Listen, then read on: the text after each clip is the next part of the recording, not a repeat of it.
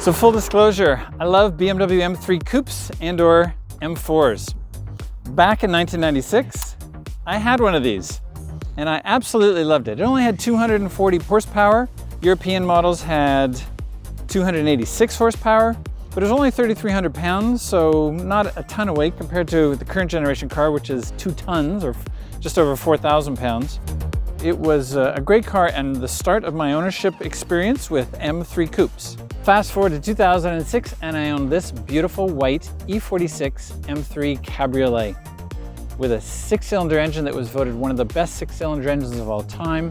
My car had a wacky 6-speed SMG single clutch transmission, which was a hoot. This car has an M DCT with a double clutch transmission, and it's much more sophisticated than mine was. Both had settings so you could make it more aggressive in its gear changing, and this on its third and most aggressive setting is really aggressive, just bang through the gears. I'm now the proud owner of more than a dozen 1Ms, M2s, M3s, and M4s. Unfortunately, the only one I can fit in is the one we're testing today. These cars are full-on performance machines. 425 horsepower, more than 400 pound-feet of torque, 0 to 60 in just over 4 seconds for the coupe, and just over 4.5 seconds for the Cabriolet. And our car, which has a starting price of $89,000, has a $26,000 package, which is definitely the ultimate package.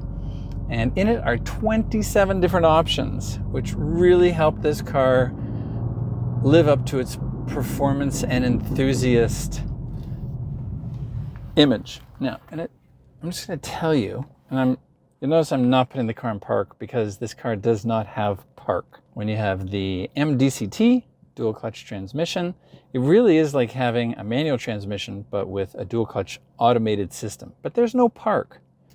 You could just imagine the engineers sitting down with the executives at BMW and the marketing guys saying, come on, let's try the car, drive the car, get back to the pits if they're at a track. And the execs say, okay, how do I put this in park? And they go, well, you don't have park on this car. It's like, what? Yeah, there's no park. You can leave it in neutral and put on the parking brake, or you can put it in drive and turn it off. It's like, okay, I'm trying to explain that to your parents, your in-laws, if they're ever going to borrow your car, which probably means they're not going to borrow your car. 27 options in our ultimate package.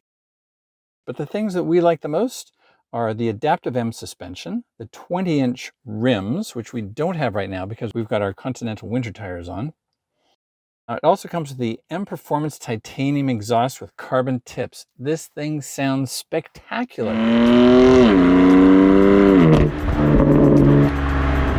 You have 3 different modes for the sport exhaust.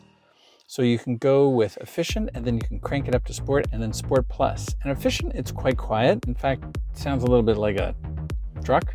I hate to say it. But once you get into sport and sport plus, the sounds you can get out of the back of this thing, you don't want to be doing it in your own neighborhood because your neighbors will think you're an idiot and just go crazy. But it is so much fun.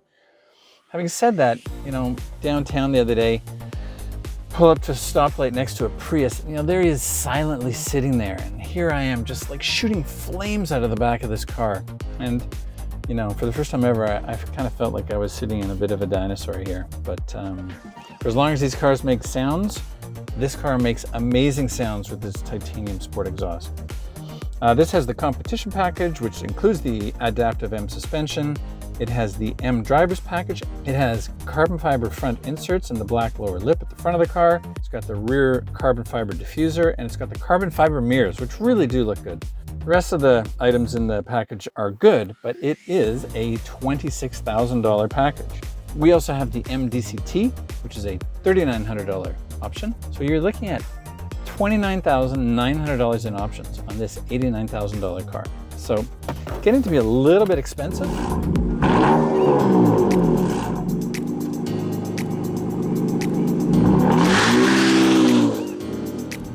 Convertible top is a real bonus. I mean, being able to, come to a stop and put the top down, and then if you don't feel like stopping, then just go and put the top down. And off you go. Let a little Mother Nature in, and it's telling me that the roof is trying to close. Ooh, and there's a little bit of exhaust sound. Honestly, the neighbors are just gonna freak at the sound of this thing. It does take a while to close the top, and once you've closed it, your trunk space, forget about it. We all get that. And now it's just told us that the top is done, but I just don't want to get this. There are people watching me right now because it's noisy.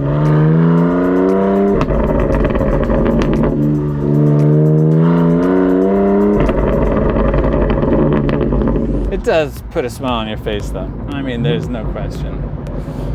This puts a smile on the driver's face. Everybody out there, I think your car is broken.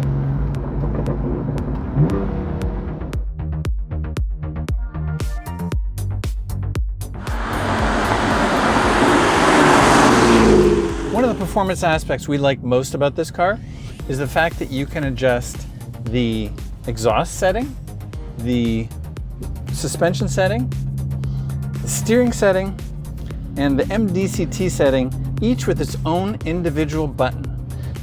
So you can have the shifts happen really quickly, you can have them very leisurely, you can put the suspension on Comfort, Sport, or Sport Plus, you can put the steering on Comfort, Sport, or Sport Plus, and you can have the exhaust on Efficient or Sport Plus. And Sport Plus is when it sounds like it's shooting flames out of the rear end.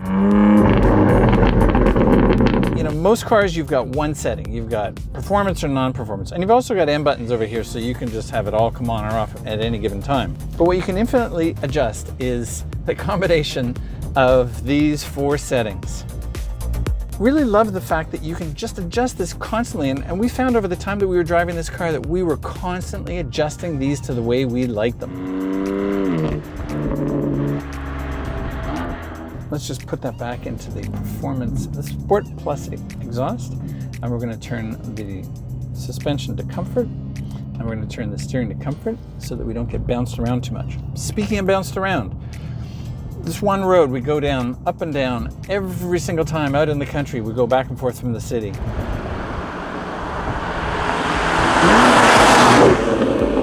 And I've done it in every single car I've tested and all the cars I've owned. I put this car in comfort mode. I had no idea that the road was as bumpy as it was. It's just shocking. I just assumed it was a smooth road. But in this car, the suspension is so tightly sprung that the ride in this car, even on the most comfortable setting, is really quite aggressive.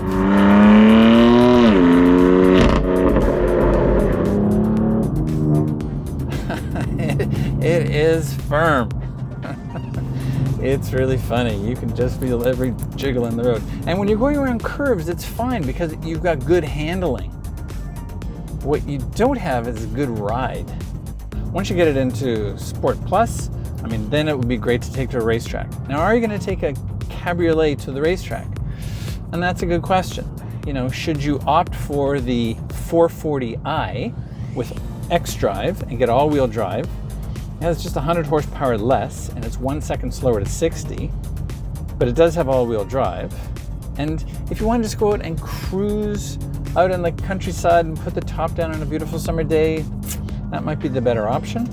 And then if you want a car that you're going to take to the track, and I took both my coupe, my E36 coupe and my E46 Cabriolet to the racetrack. If you're going to go to the track and spend any kind of time at track days, having the M4 coupe is probably the better route to go. You can get this car for $89,000 with a 6-speed manual, which is definitely the route that I would go. The manuals are just so much fun. Although this one is really it's like having an orchestra behind your paddles. So this car does have cruise control and what BMW refers to as dynamic cruise control. So it's not adaptive cruise control. So don't think when you get in this car that it's going to slow you down on the highway. It is not. Dynamic cruise control will simply keep you, if you set it at 100 kilometers an hour, it'll keep you at 100 kilometers an hour. It'll apply the brakes when you're going down the hill, and it'll actually slow you down going around a corner if it thinks you're going too fast. But other than that, it will not react to anything around you. So this is not adaptive cruise control. Little strange thing, like it doesn't have an arrow on the fuel gauge to tell you which side your gas cap is on. So you just have to kind of know it, and who can remember when you're getting into so many cars. But that's strange. You would have thought they would just put an arrow on there to help you out, but they didn't. Not a big deal. Something that personally drives me crazy is the fact that when you change the temperature on the left side of the dual climate control, it does not sync with the temperature on the right side, and you cannot sync it. So you're constantly changing. If you're on a hot day and then it gets cool, and you're constantly changing both, which is not the end of the world, obviously, and doesn't negatively impact the performance of this car. But it is just kind of strange that BMW hasn't offered that. I'm sure they will in the next generation, because this is probably the final time we will see this M4 being offered. The new 3 Series is out, and inevitably the new M4 will be out, and the 2020 version of the M4, this is probably it. So it is a spectacular car. Just be forewarned, the suspension is really solid. So if you got your significant other sitting next to you and you're out in the country just cruising around on a beautiful day, they may want to know why you've got it on such a firm setting. And the bottom line is you don't. You've got it on comfort, but it really does jiggle you around. Having said that, you can absolutely understand why Germans make such good cars, because when you've got to cruise out on the Autobahn at a couple 100 kilometers an hour, it's got to be good. This car is rock solid.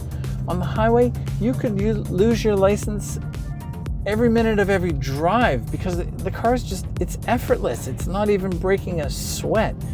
It is so planted and so firm. It gives you such a sense of just being an amazingly capable car. And I'd love to try it on a racetrack, or I'd love to take it to Germany and get out on the Autobahn and just cruise at a couple 100 kilometers an hour. I still don't think the car would be breaking a sweat. And it's only 425 horsepower. It's not like it's 500 or 600 horsepower under there. It's a really capable car.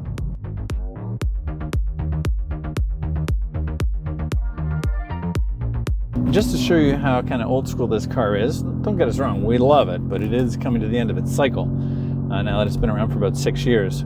If you have an iPhone, you're good to go. If you have an Android, you're not good to go. It has Apple CarPlay, but it doesn't have Android Auto in this version. Obviously, the next generation M4 will, but this one, no. So you might want to consider that as well if you're an Android user. All right, freezing.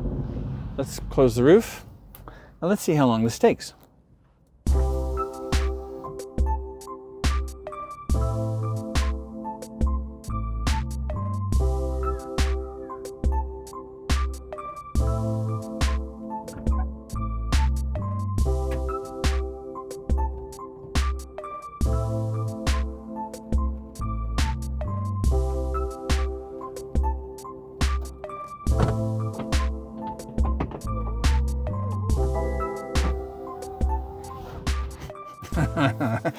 Not the fastest closing top in the game, but it is a massive structure, and it's a lot of origami going on back there. Once you're into this environment, obviously, then it's nice and secure and quiet and climate controlled, and except for the bumps in the road. If you want the ultimate driving machine in a 4 Series Cabriolet, there's no question, the M4 is it. There are a couple of other options though. The 440i Cabriolet with its xDrive would be a great route to go. And then just opting for the M4 Coupe and really having a track monster that you can get out and have fun with. But like I said, if you like open top driving in the ultimate BMW 4 Series Convertible, this is definitely it. So thanks for tuning in. Drive safely, and we'll see you soon.